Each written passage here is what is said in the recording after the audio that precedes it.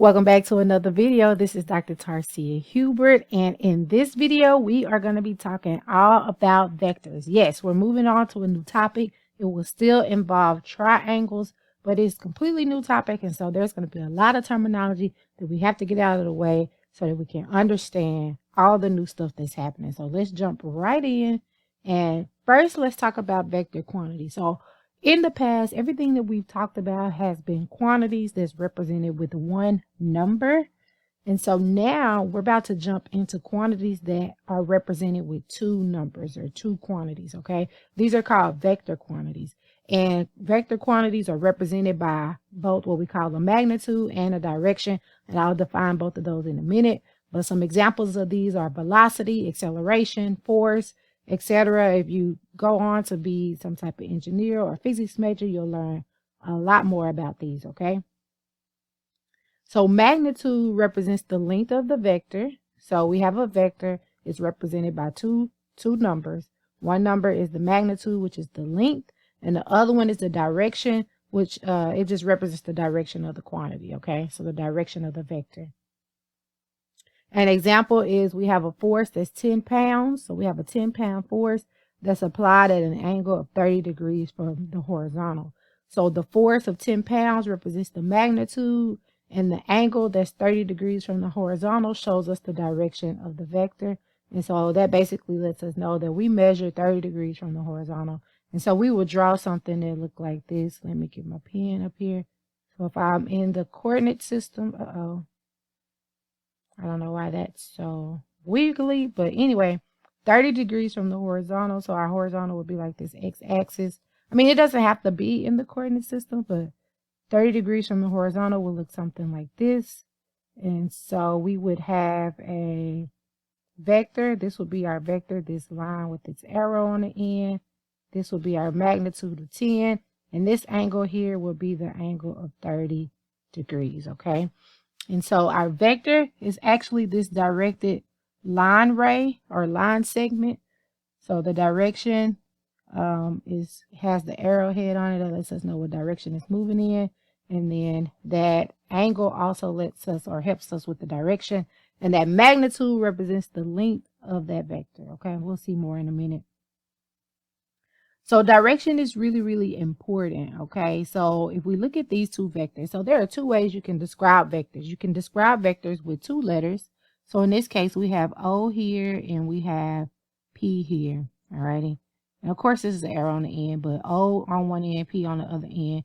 We will call this vector OP. And this is a boldface OP because we can use boldface to represent a vector. Or we can also put the O and the P and put an arrow on top, okay? We can write the O and the P with an arrow on top. And that's one way to represent the vector. You can also use one letter to represent the vector. So you see this little U here. So this represents vector U, okay? The first point when you use two letters to represent the vector is the initial point. So O in this case is the initial point. And P is what we call the terminal point. So the vector goes from O to P. That lets us know which direction it's going in. Now this vector here will be the vector PO because it starts at P. Since it's going this direction, it stops at O. So this is vector PO. And we're using capital letter A if we use one letter in this case to represent that vector. You can use any letter you want to represent the vector. Now the thing is, OP and PO are not equal because they're not going in the same direction. They look like they're the same length, but they're not going in the same direction, okay? And so that brings us to our next point, which is two vectors, if I can get it, two vectors are only equal if and only if they have the same magnitude and the same direction. So they have to have the same length and they have to be going in the same direction. So we would say that PO or OP in this case is not equal to PO. And that's a vector also. Alrighty. Now you could take two vectors and you can add them together. And there are two different ways to do this, okay? So the first way, I'm going to use this one on the right. The first way is if you have two vectors A and B, you put the vector that you're adding. So if you want to do A plus B, you put the vector that you're adding at the terminal point of the first vector. So this is vector A. I take vector B and I move it to where that not terminal point, but the initial point is lined up with the terminal point of the first vector. When you do that, then you create a vector that goes from the initial point of A to the terminal point of B. And that gives you the vector A plus B. A plus B, we call that the resultant vector. So when you add two vectors together, that's the resultant vector, which I have written up here. That's one way to add two vectors. You take the second vector that you're adding, you put the initial point of it at the terminal point of the first vector, okay? Okay, now a second way you can add two vectors is if you put the two vectors, connect them at their initial point. So here, you connect them at their initial point. Then you create a parallelogram. So basically you create a vector that's parallel to vector A that starts at the terminal point of vector B. And then you create a vector that's parallel to vector B that starts at the terminal point of A. Once you create that parallelogram, then the resultant vector, or the vector A plus B, is the vector that connects from those initial points to the corner on the opposite side of that parallelogram, okay? And so this will be your resultant vector, A plus B. And if you look at this, you notice that these two vectors are exactly the same. It's just two different ways of finding that resultant vector, okay? Now, one of the things I also have listed here is that vector addition is commutative. That means A plus B is the same as B plus A, okay?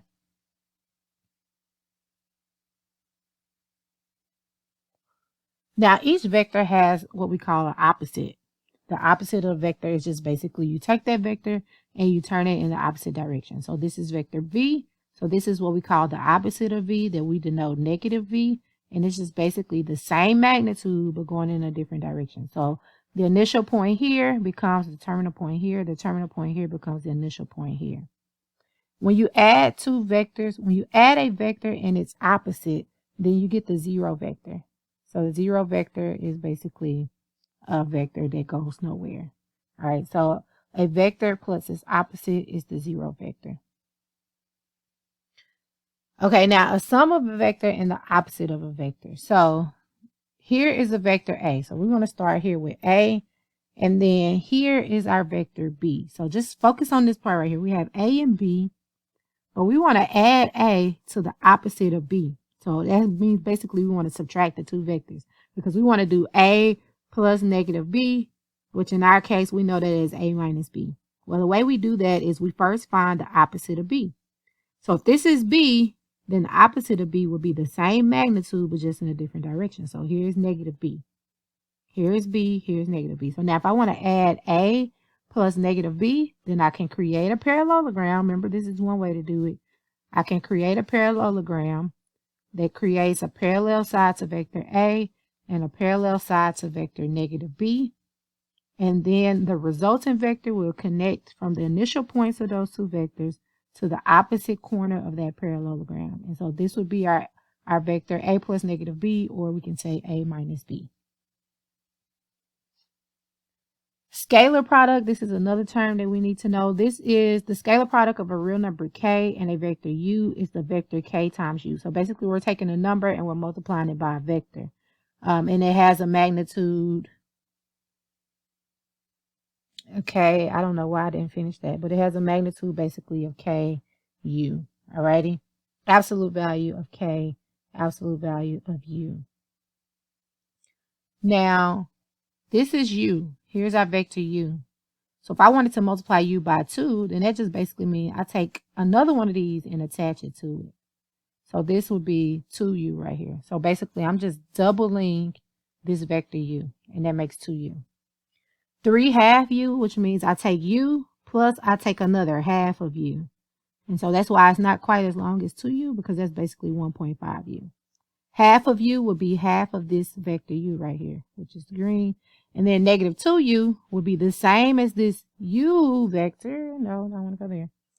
Negative 2U would be the same as this U vector, but going in the opposite direction. So here's 2U. So it's the same magnitude, but it goes in the opposite direction. So that's negative 2U. That is our scalar product.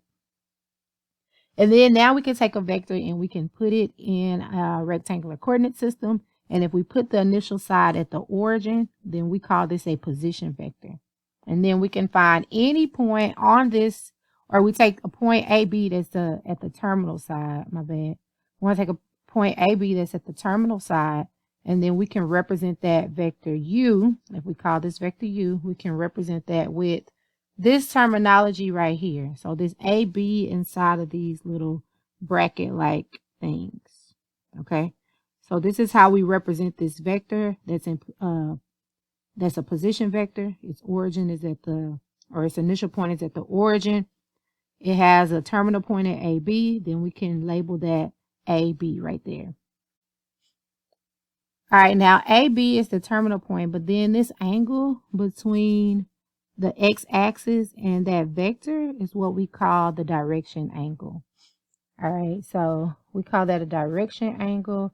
Also, we call A the horizontal component, and we call B the vertical component. And then that angle in between the positive, so it's the positive angle formed between the x-axis and the position vector. That's the direction angle. So if I was just to draw a arrow, then the horizontal component is the A, the vertical component is the B, and the direction angle is this theta right here. So again, we're just doing basic terminology because all of this is new to us. These are vectors, which is something new. So now if you know a vector that's in standard position, or that, is a position vector where its initial point is the origin, then you can calculate the magnitude of that vector by using this formula here. Oh, that's not what I want to do. By using this formula here, u is equal to the square root of a squared plus b squared. You can also calculate that angle, that direction angle, that is between the x-axis and the vector by using the tangent of theta equal b over a. So let me go back here so that you can see why that is true. So if this is our angle theta and this is our right triangle, remember tangent of theta is equal to opposite over adjacent. So tangent of theta is equal to b over a. So that's where that formula comes from down here. Tangent of theta equal b over a. And of course, a is in the bottom, so it can't be 0. And so this is what you'll use to calculate the direction angle that's between the x-axis and that vector. So here's our first example. Our first example is we want to find the magnitude and direction angle for vector u that's defined by 3, -2. So 3, -2 represents the terminal point of that vector, okay? And so first of all, we want to find the magnitude of it. And we use this absolute value bar to represent magnitude. So if I put u inside of these absolute value bars, and normally I would bold u, so you bold a vector, but since I'm writing, you can't see it bold, I'll put u with an arrow on top. But since it's inside of these absolute value bars, that means magnitude. And magnitude is equal to the square root of a squared, so 3 squared, plus b squared, so -2 squared. That's a square. So we get the square root of 9 plus 4. So we get the magnitude to be equal to the square root of 13. And that's the exact answer. Sometimes it may ask you to round it and put an approximate answer, but that is the exact answer of the magnitude square root of 13. Now we want to find the direction angle. So now we know that the tangent of theta is equal to b, which is -2, over a, which is 3. So the tangent of theta is equal to -2/3. So remember, if we want to find the angle, we have to take the inverse function. So we will say that theta is equal to the inverse tangent of -2/3. And you want to plug that in your calculator. Inverse tangent of -2/3. If you plug that in your calculator, you should get, and I'm plugging it in my calculator so y'all can plug it in with me.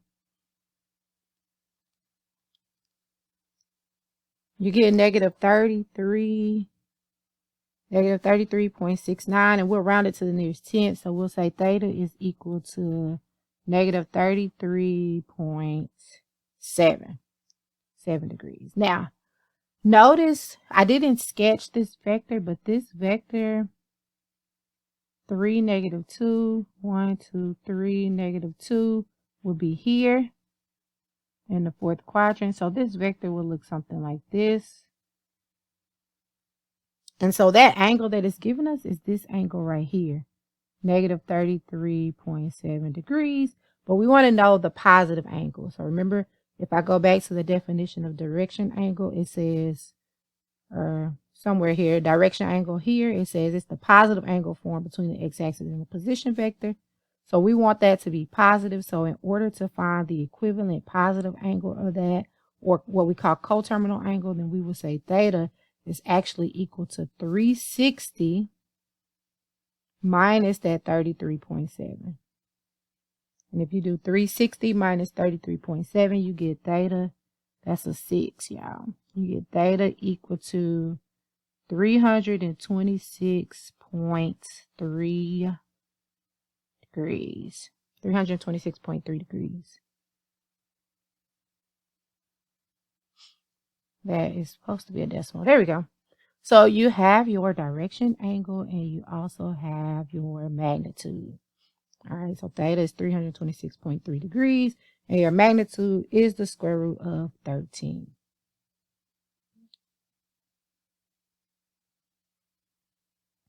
All right, now if you have the magnitude and the direction angle, then you can also calculate the horizontal and the vertical components, the A and the B. And this is the formula that you will use. The horizontal component A is the magnitude of U times the cosine of the direction angle. And the vertical component B is the magnitude of U, vector U times the sine of the direction angle. Okay, so let's see how we will use that to calculate the horizontal and vertical components. So in this example, we want to find the magnitude of the horizontal and vertical components of the vector V given the following magnitude and direction. So vector V is 50, and that's supposed to be 50 without the bars. But absolute value of 50 is still 50, so it's not incorrect. I don't know why I put the 50 on there. I mean, the absolute value bars on there. But the magnitude of V is equal to 50. And then the direction angle is 20 degrees. So if we want to find the horizontal component A, then we would say that is 50 times the cosine of 20 degrees. And if we want to find the vertical component B, we would say that's 50 times the sine of 20 degrees. And you will plug both of those into your calculator and see what you get. So for 50 times cosine of 20, we get 46.98, 463,104. And some more numbers, we're going to round that to the nearest whole number. We get A is equal to 47. And then for B, if you plug in 50 sine of 20 in your calculator, you get 17.10. If you round that to the nearest whole number, you get 17. So your vector V would be equal to 47, 17, like this. That's how you would represent it with the horizontal and vertical component, okay? Okay, I want you to try this one. I want you to write the following vector in the form AB, okay? And this vector has direction angle 60 degrees and the magnitude is 8 by looking at the picture. So pause the video and I want you to try it and see what you get.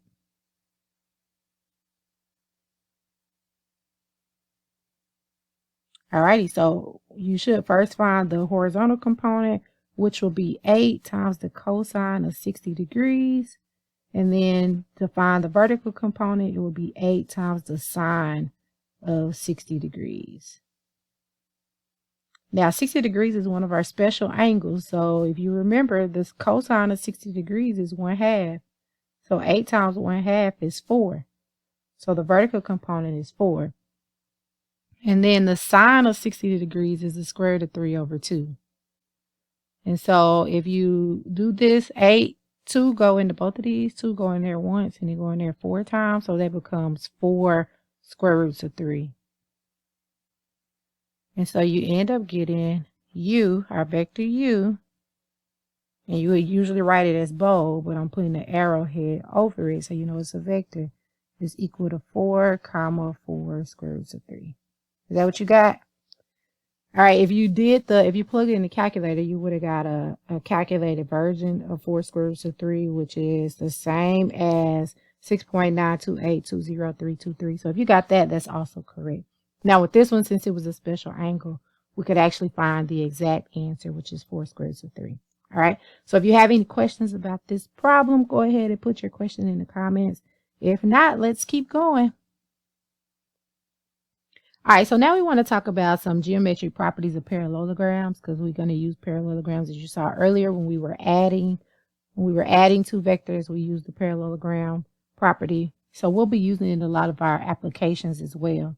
So here are the 3 properties of parallelograms that we'll need to know. And the first one is a parallelogram is a quadrilateral whose opposite sides are parallel. So that's just letting us know the sides that are opposite each other, this side and this side, they're parallel, which means they never intersect. And this side and this side are also parallel, which means they'll never intersect. And then the opposite sides and opposite angles of a parallelogram are equal. So this angle, I'm actually drawing it. This angle is equal to this angle, and this angle is equal to this angle. Alrighty. So if I call this A, I call this B, I call this C and D, then A and C are equal, and B and D, that's a D. B and D are equal. And then the other part of that is that the adjacent angles of a parallelogram are supplementary. So that means the angles that are next to each other. So A and B are supplementary. Remember, supplementary means they add to 180. So A plus B equal 180. B and C would be adjacent because they're next to each other. So those would add to 180. C and D are also adjacent. Those would add to 180.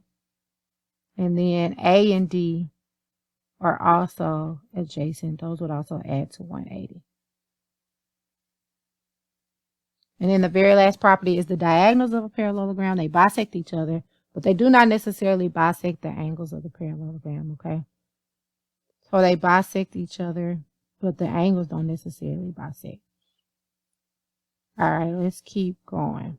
So example 3 is kind of cut off a little bit, but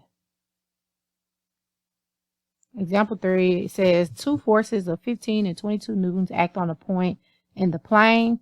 A newton is a unit of force that equals 0.225. That's supposed to be pounds. That's supposed to be an L, not an I.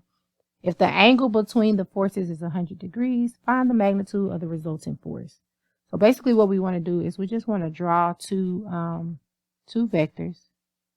One has a magnitude of 15 and the other has a magnitude of 22. So I'll make that one a little bit longer. The angle between the forces is 100 degrees. Alrighty, and so what we want to know is the magnitude of the resultant force. So remember, the resultant force is the force that's found by adding those 2 vectors together. So we want to create a parallelogram, and I'm going to do my best to create one on the screen because my screen has been acting up lately, reading my pen and my finger. Hasn't been reading my pen on my finger, so not reading it good. See, like that right there. Oh.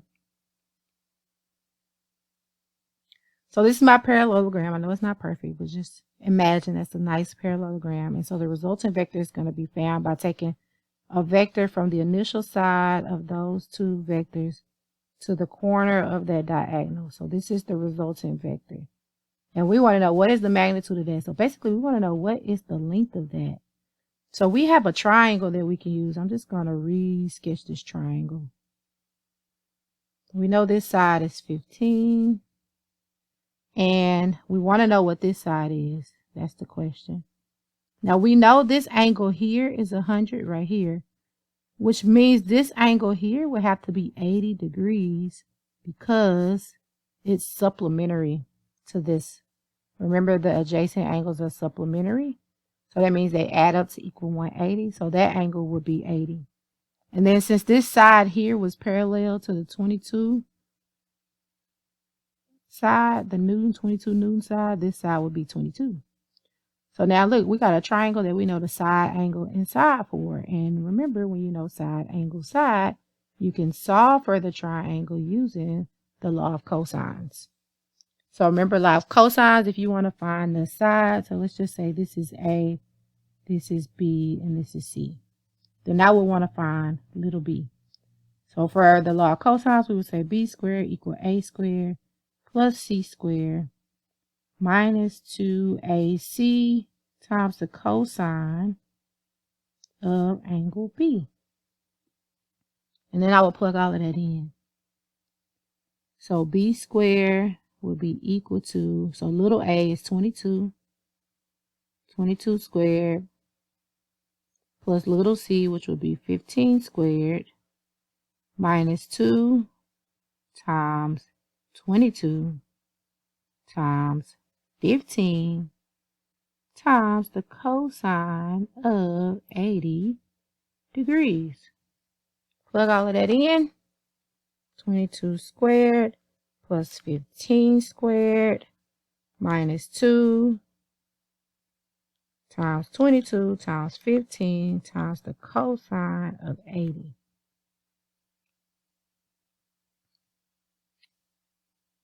And you get,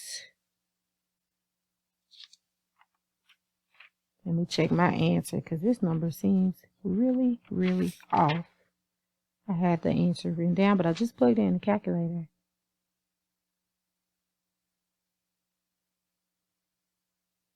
Let me try that again. Oh, I made a mistake. I see 22 squared plus 15 squared minus 2 times 15 times 22 times the cosine of 80 is equal to, yes, so I get b squared is equal to 594.3922027.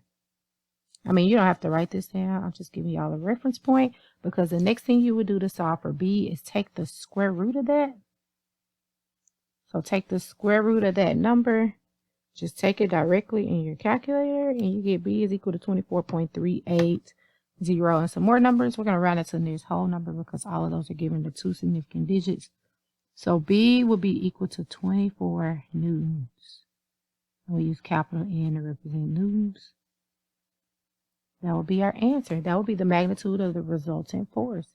24 newtons. That will be this force right here on that vector.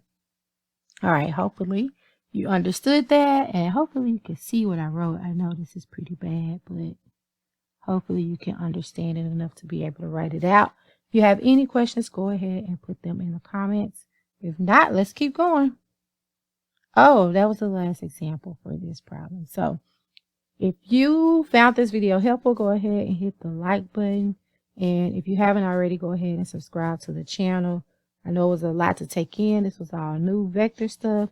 And we're going to do more vectors in the next video. So if you have any questions, don't hesitate to ask, okay? I will see you all in the next video.